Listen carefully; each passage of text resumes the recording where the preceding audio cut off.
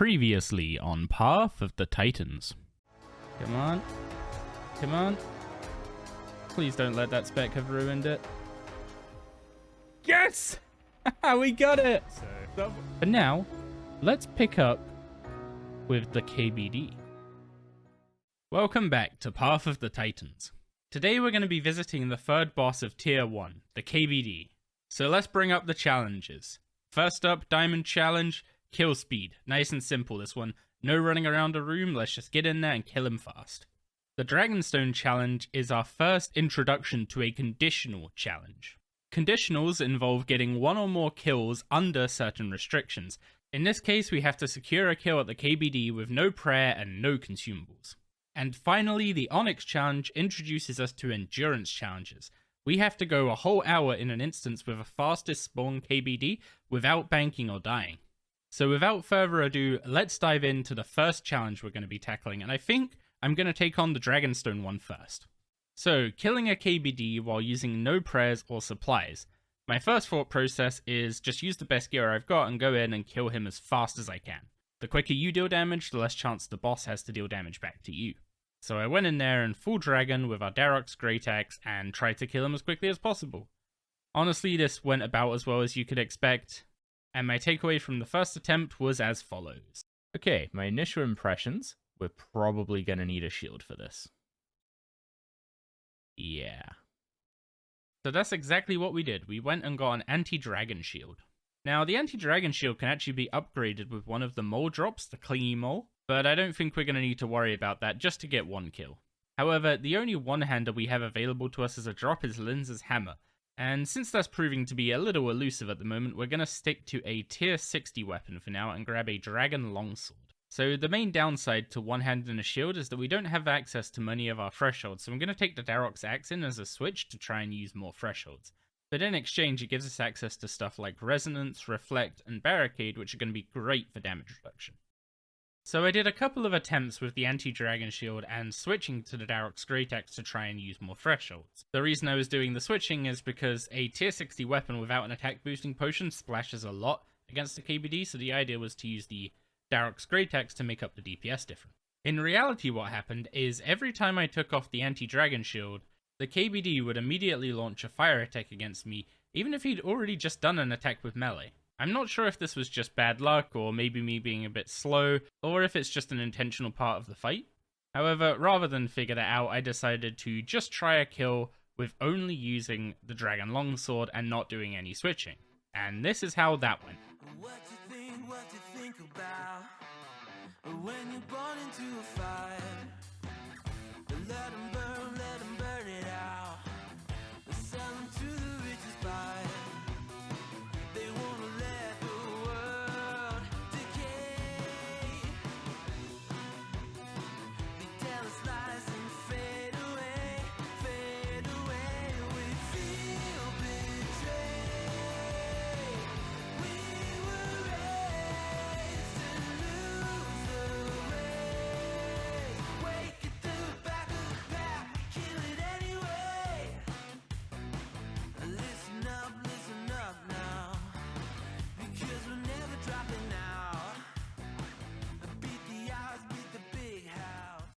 There we go. That is the Dragonstone Challenge for the KBD complete. We used no consumables and no prayer. A good lesson in not overcomplicating things here. If I just not bothered with the switches, probably would have got that a few attempts quicker. But there's our first KBD challenge knocked out, and a good example of what conditional challenges are going to look like going forward. But we've still got two more challenges to tackle, and both of those challenges feature very little in the way of RNG. So let's see if we can get a whole boss ticked off in one episode. Before I got started on the other two challenges at KBD, however, I did a bunch of streams going to Barrows trying to tick off at least one of the challenges there. Namely, trying to get either a Carol's crossbow, an Aram's weapon, or a Linz's hammer, although that last one is particularly rare. So let's catch up on how all of those went. Okay, let's see what we get. Wait, what? We got an Amulet of Forsaken. Okay, that's not insanely rare, but that is super useful. So the Amulet of the Forsaken is an amulet upgrade, and it's also used to make the Darok's relic, which increases your damage based on how low your health is. However, archaeology relics are one of the things locked behind Hydrix challenges, so for our situation, this is just going to be an amulet upgrade. However, its price tag definitely comes from the fact that it's used in that relic. Pesky skeleton. So it turned out not to be a skeleton that caused me to lose the Aram's Hood, well, the first Aram's Hood. Okay. So we got a duplicate Great Axe and an Aram's skirt in the same chest. That is insanely lucky. So I was just saying that we figured out that I didn't lose the Aram's Hood to a skeleton. It was actually apparently my prayer running out that caused the chest interface to close. And now we have a replacement hood. We got that a while ago. And we also have a skirt.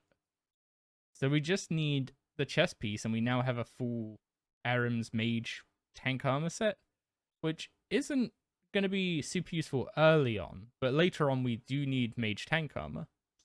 Despite this stream starting off super lucky, we actually started going really dry after this double chest. And it was in this period of going really dry that someone came into stream and schooled me on how accuracy is actually worth killing despite not adding a roll to the chest, because he increases the chance of getting a Barrows item by so much.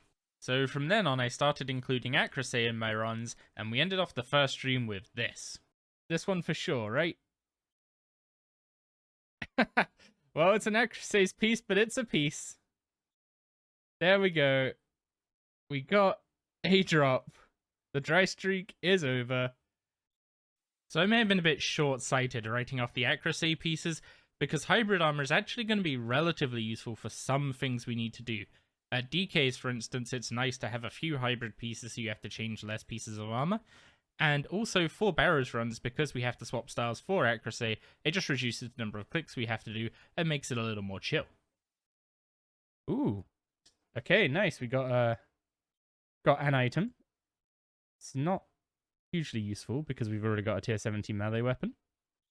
But we can either sell it for a little bit of gold, or if we need to make use of the full Varrox set at Calphite Queen, assuming that still works. Depending on the numbers, I might even just be wearing full power armor with the Darrox axe instead of full Darrox. Hey, we got a Carol's Coif. Another unique.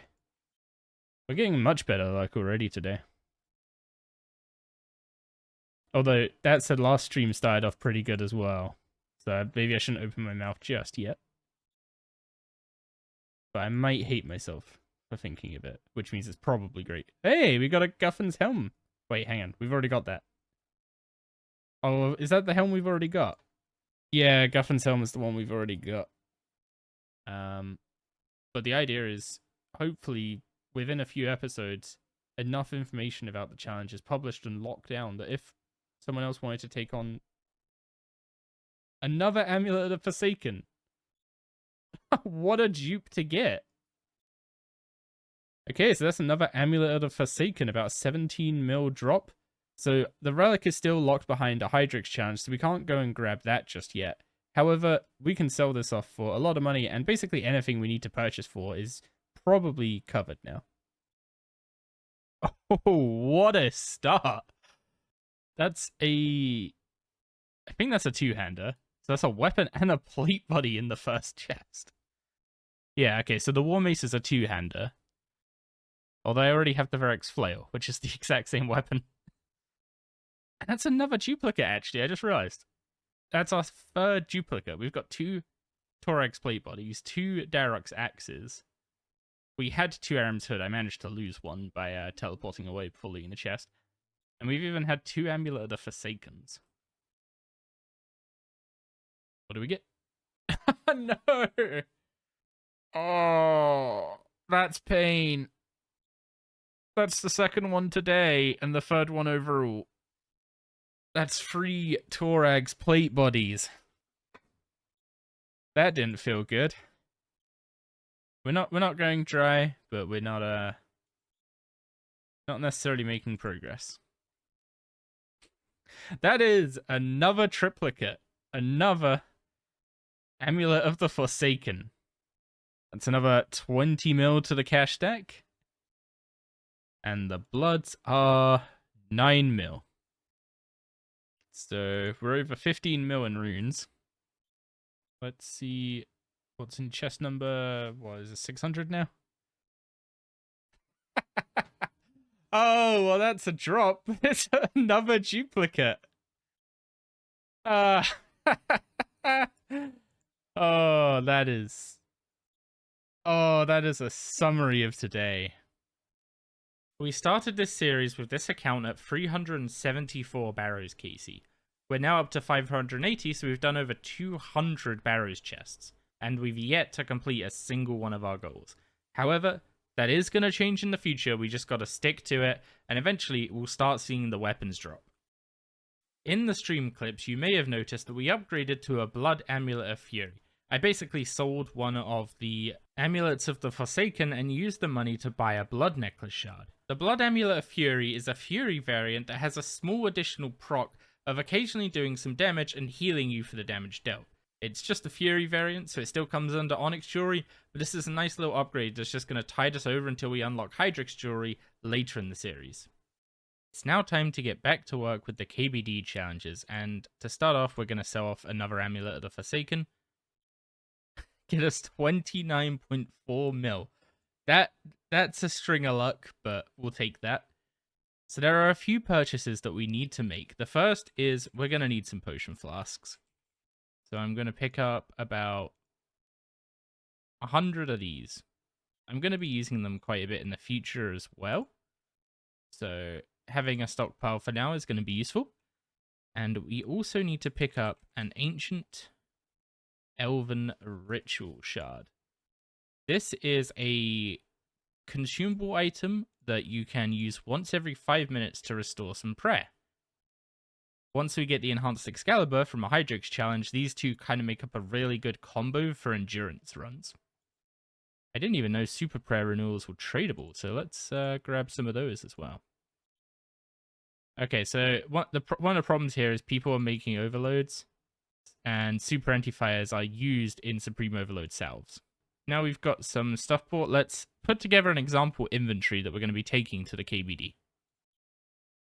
And as for food, sailfish soup is a bit too pricey for my taste, but we can at least pick up some sailfish to take advantage of what limited inventory space we have. And I'm also going to be picking up an Orichalcum shield, if I can remember how to spell this. And finally, I'm going to be buying a Vampirism Scrimshaw, which is one of the best perks of using melee somewhere. Okay, here we go. This is the setup. 2 Super Anti-Fire flasks and 2 Super Prayer Renewal flasks. Basically, we want this to last an hour, so we've got just over an hour of each of those. 6 doses of each combat potion so that we can drink one every 10 minutes. Hopefully enough Super Restore flasks, and then some sailfish, which hopefully we won't need to use too much of. And then we're going to try and make use of our kite shield by doing some resonances every now and then. As long as we don't let our anti-fire drop, we should be alright, and towards the end we can maybe drop piety to conserve our prayer just a little bit. But I've got high hopes for this, so let's dive into it and see how it goes. Wait, we actually got an ornament kit. Okay, that's unexpected. Aren't these actually quite rare drop rates? I feel like I need to actually put that to use now that I've got it. Like maybe I should buy a dragon kite instead of... Oh wait, I can't buy a dragon kite. It's a drop from QBD. Also, I forgot that KBD drains your stats. So my potions aren't gonna be as useful as they would have otherwise been. I may have needed to double up on these. But that said, I don't even need to have the Scrimshaw active 100% of the time for it to keep me healthy.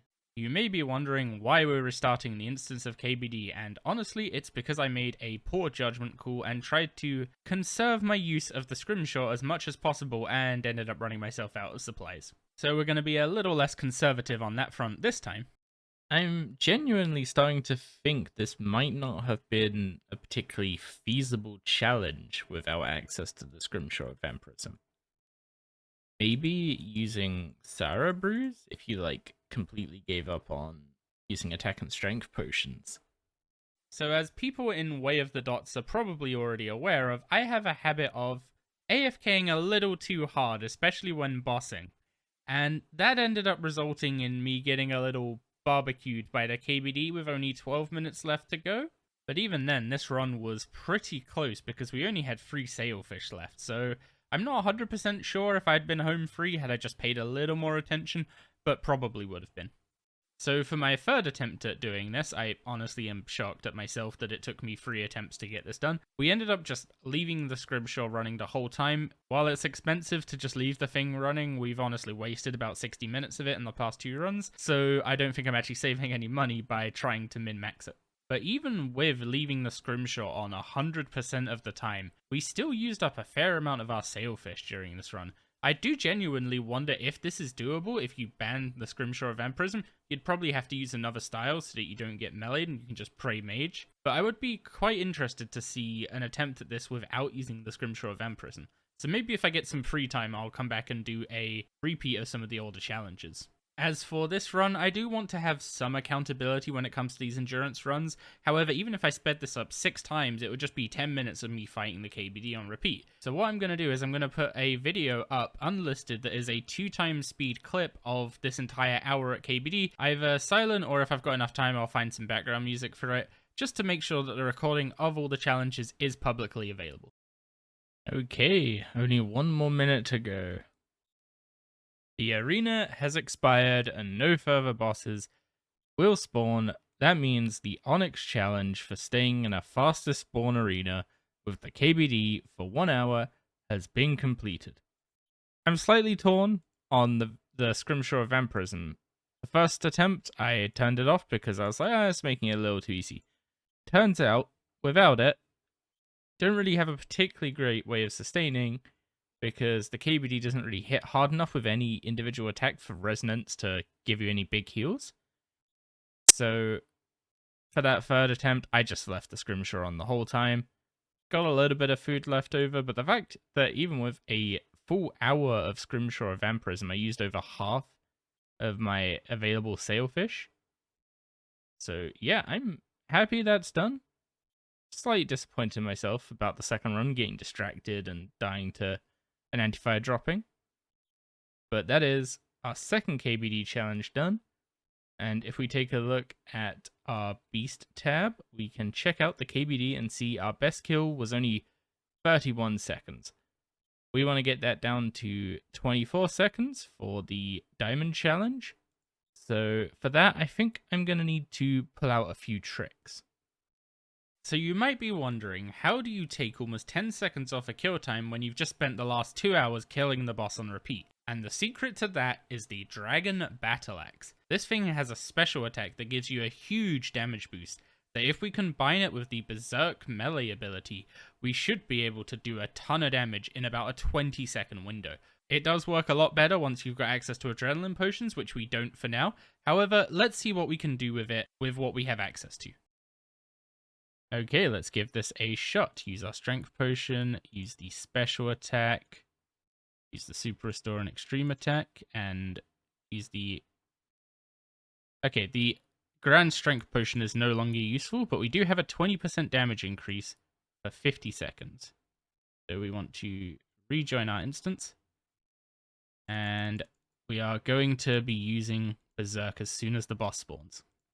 And I'm not going to lie here, I expected the Dragon Battle Axe to do great things. However, I wasn't expecting it to perform anywhere near as well as it does right now. Because of the accuracy decrease, I was expecting this to take a few tries until we got some lucky hits. But no, we just absolutely destroy the KBD and we get a sub 20 kill time. We were only aiming for sub 24, but maybe I could have tuned that goal a little tighter. Regardless, that is the Diamond Challenge knocked out for the KBD, which means we have knocked out all the required challenges to progress from the KBD. We might be back in the future to try and knock out the Hydrix Challenge here, but for now I am not interested in that farm when we've still got plenty of Barrows to farm. And on the note of Barrows, we've still got 2 other bosses in this tier. We are yet to tick off a single challenge from Barrows. Admittedly, they are all RNG dependent, so it's just a case of keep doing Barrows runs until we see these weapons. And then we've also got some challenges to tick off at the giant mole. So next episode, we'll be picking back up with those two. And if you're interested in helping me go a little less insane while doing these Barrows runs, then check out my Twitch stream. But otherwise, thank you very much for watching. If you got to this part of the video, I'm going to assume you liked it. If so, you know what to do. And as always, I hope you have a wonderful week, and I'll catch you again next time.